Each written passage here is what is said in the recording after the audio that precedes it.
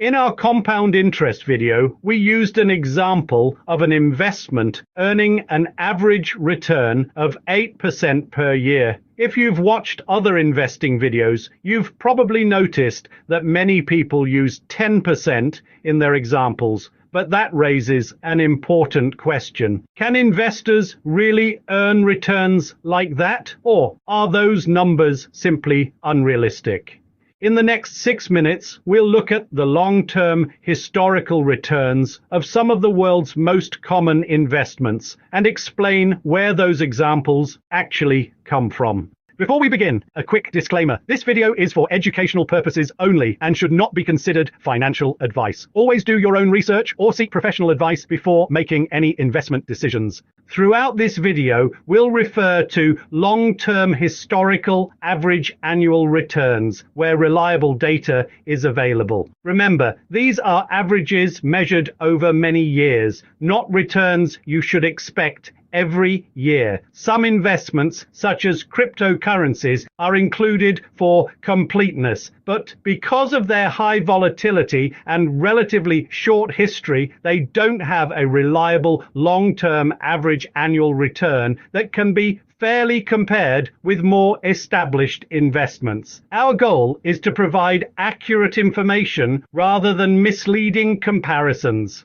One of the biggest misconceptions about investing is that earning 10% per year means making 10% every year. That's not how investing works. Some years may produce very strong gains. Others may produce losses. When investors talk about earning around 10% per year, they're usually referring to the average annual return achieved over many years. That's an important difference.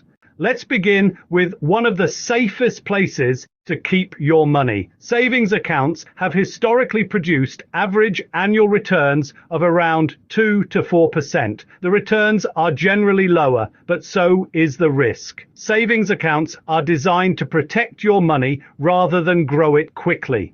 Government bonds have historically returned around 3 to 6% per year. Because they're backed by governments, they're generally considered lower risk than shares. Many investors use them to provide stability within a portfolio. Corporate bonds have historically generated average annual returns of around 4 to 7% per year. Because companies carry more risk than governments, investors have traditionally expected slightly higher returns. Property has historically produced average annual returns of around 6 to 9%, depending on the country and time period. Returns can come from rental income, increases in property value, or a combination of both. Like any investment, property prices can also fall.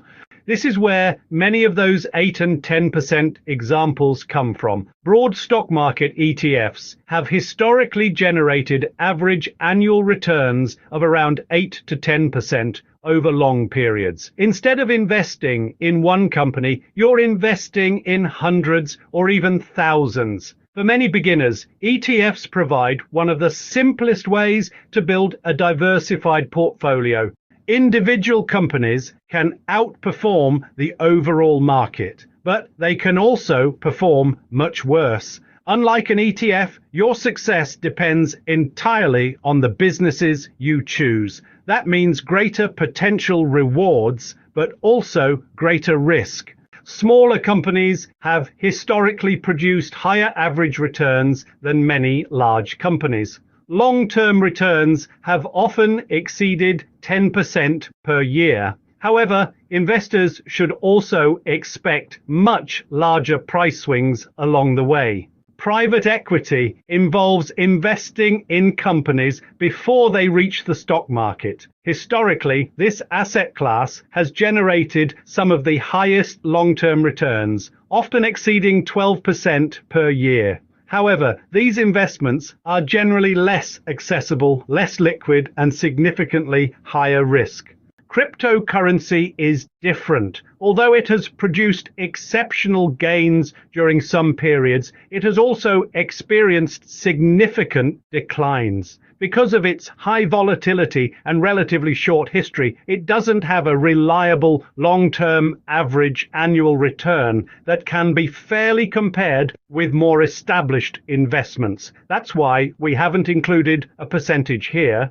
If there's one lesson to remember, it's this: higher potential returns usually require accepting higher risk. There is no investment that consistently delivers high returns without risk. The goal isn't to chase the highest return, it's to choose investments that match your goals, your time horizon, and your tolerance for risk. Today, we've looked at the major investment types and the kinds of long-term returns they've historically produced. If you'd like to learn more about any of the investments we've covered today, explore the growing library of investing videos here on Practical Assets. Whether you're interested in ETFs, bonds, property, options, financial statements, or building long-term wealth, there's a dedicated video waiting to help you take the next step. If you found this video helpful, please consider subscribing. It costs you nothing, but it really helps the channel.